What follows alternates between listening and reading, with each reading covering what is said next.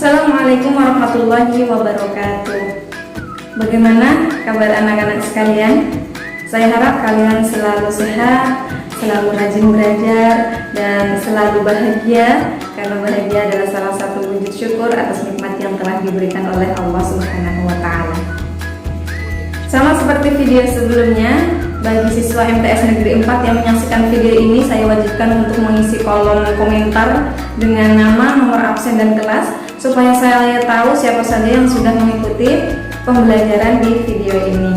Kalian juga boleh like dan subscribe ya. Di video yang lalu, video sebelumnya, kita telah mempelajari tentang pengertian teks berita, kemudian ciri-cirinya, media berita juga, dan apa perbedaan antara teks berita dengan teks yang lain.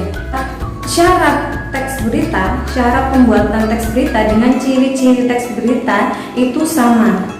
Jadi maksudnya begini ya, saya belum sempat menjelaskan waktu itu. Syarat itu adalah hal yang harus dipenuhi terlebih dahulu sebelum membuat sebuah teks berita.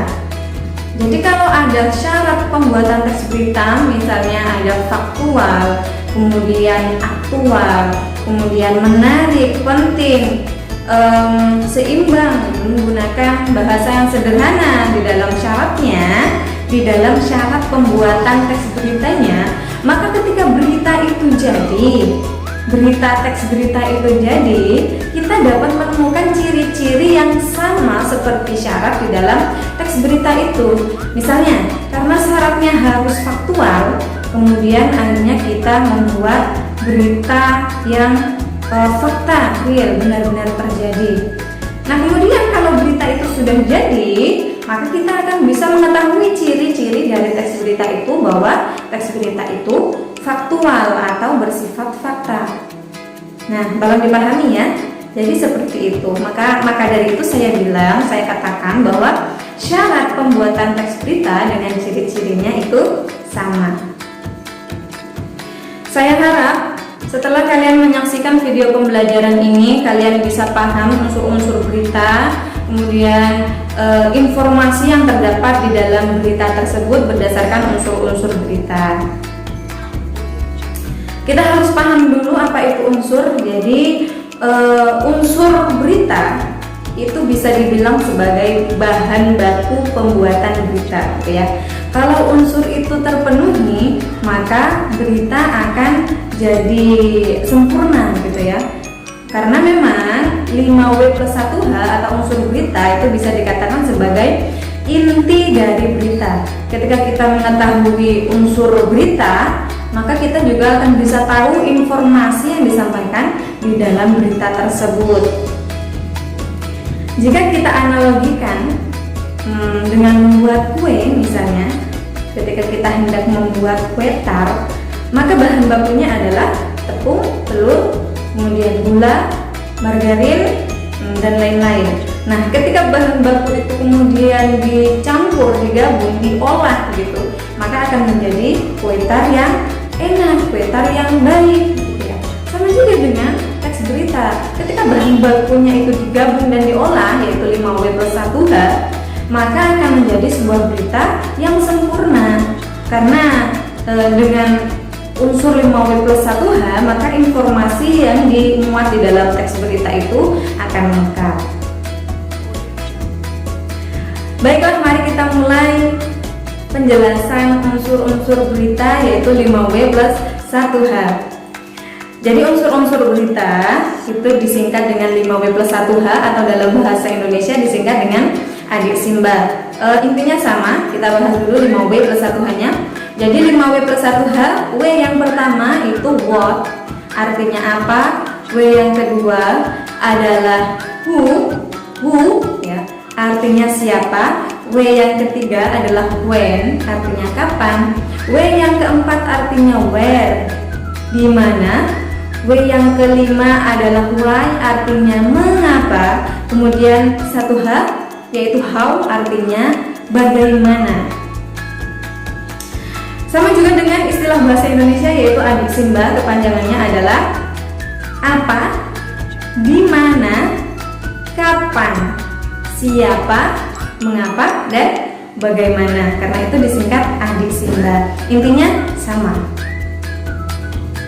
Kita akan bahas W yang pertama, yaitu what. What artinya apa? Jadi di dalam teks berita harus ada bagian atau harus ada bahan baku yang dapat menjawab pertanyaan dari apa peristiwa yang sedang terjadi. Jadi kemarin pengertian berita adalah peristiwa yang disampaikan ke masyarakat umum. Jadi harus ada peristiwanya, peristiwa faktual ya, dengan syarat dan ciri-cirinya pastinya. Jadi yang pertama itu apa? Apa peristiwa yang terjadi? Saya contohkan saja, misalnya kebakaran sebuah rumah mewah gitu ya. Kemudian yang kedua adalah who. Jadi tulisannya WHO gitu ya. Who artinya siapa? Di dalam teks berita harus ada bagian yang dapat menjawab pertanyaan siapa saja yang terlibat di dalam peristiwa tersebut. Misalnya kalau tadi saya contohkan what tadi kebakaran rumah, who ini misalnya Pak Agus pemilik rumah dan Siska anak Pak Agus ya. Kemudian yang ketiga adalah when. When artinya kapan. Di dalam teks berita harus ada bagian yang dapat menjawab pertanyaan kapan peristiwa tersebut terjadi. Tadi what kebakaran, terus kemudian who Pak Agus pemilik rumah dan Siska anaknya. Berarti yang ketiga when. Saya contohkan saja misalnya kemarin malam gitu ya, kemarin malam katakan saja ini adalah berita up to date gitu ya, terupdate gitu ya, kemarin malam sekitar pukul 21.00 misalnya ya.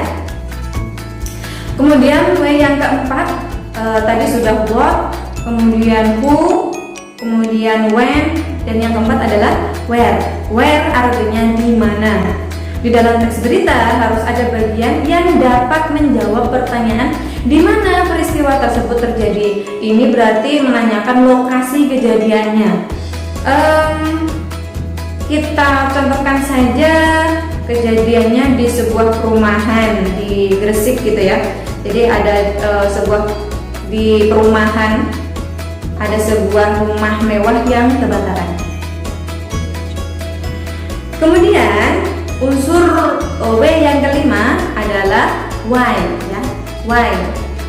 Why artinya mengapa. Di dalam teks berita harus ada bagian yang dapat menjawab pertanyaan mengapa peristiwa tersebut dapat terjadi.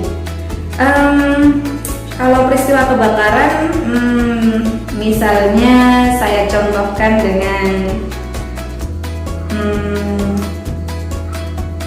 karena putri Pak Agus Siska menaruh lilin di atas meja kayu di kamarnya gitu ya, sehingga kemudian menyebabkan kebakaran. Kemudian yang terakhir, unsur yang terakhir adalah 1H, yaitu how, artinya bagaimana. Di dalam teks berita harus ada bagian yang dapat menjawab pertanyaan bagaimana peristiwa itu terjadi. Jadi di sini bisa dijawab dengan kronologi kejadian peristiwanya, bisa juga dijawab dengan dampak atau akibat dari peristiwa yang terjadi. Saya contohkan saja peristiwa kebakaran tadi. Karena peristiwa tersebut begini. Di dalam peristiwa tersebut tidak ada korban jiwa, tetapi pemilik rumah Pak Agus mengalami kerugian ratusan juta rupiah.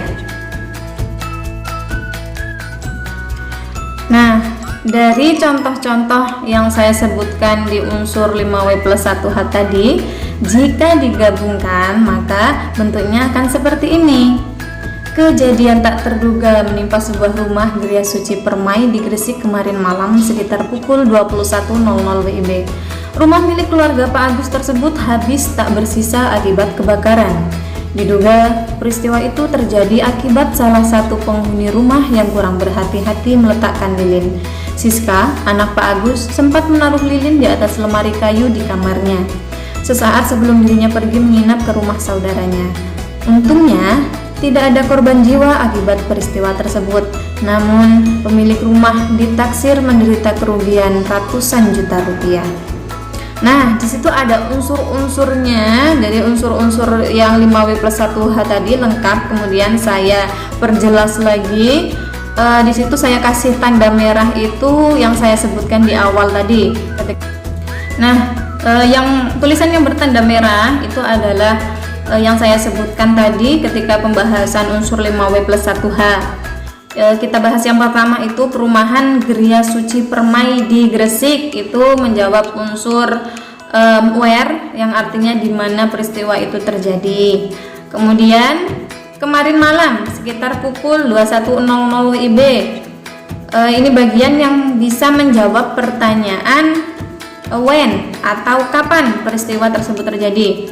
Selanjutnya Pak Agus pemilik rumah dan Siska anak Pak Agus itu menjawab pertanyaan who, siapa yang terlibat di dalam peristiwa tersebut. Dan ada satu yang lupa, itu kebakaran ya, kebakaran lupa nandai merah, itu menjawab pertanyaan what atau apa peristiwa yang terjadi, peristiwa apa yang sedang terjadi gitu.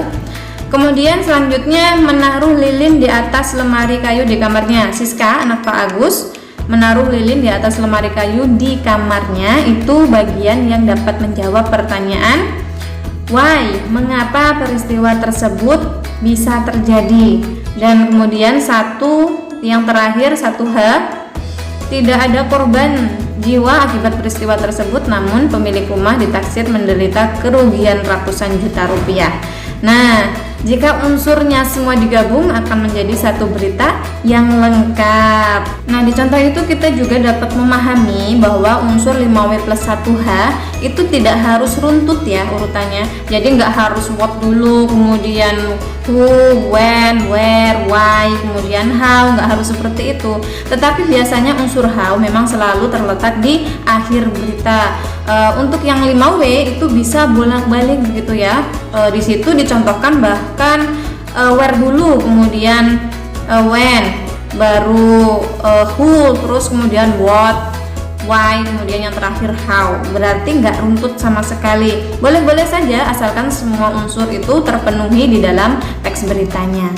Dari sini kita juga bisa tahu informasi yang penting itu memang pada bagian yang bertanda merah gitu ya.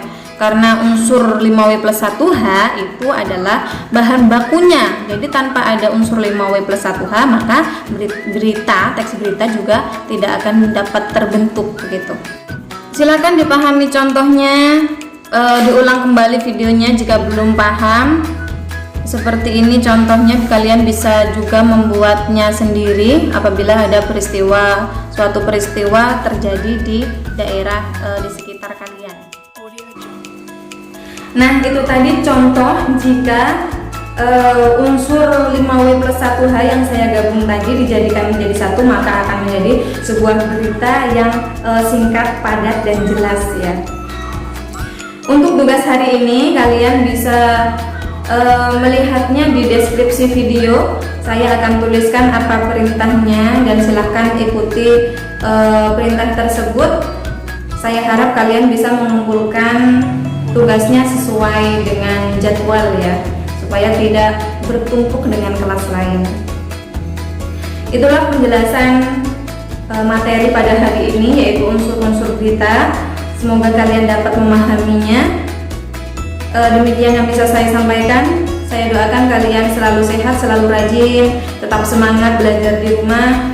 Mari kita juga berdoa sama-sama agar COVID-19 ini segera berlalu, sehingga kita bisa beraktivitas seperti biasa, sekolah seperti biasa, hidup tidak lagi new normal tapi sudah normal. Baiklah, mohon maaf apabila ada salah. Saya akhiri. Assalamualaikum warahmatullahi wabarakatuh.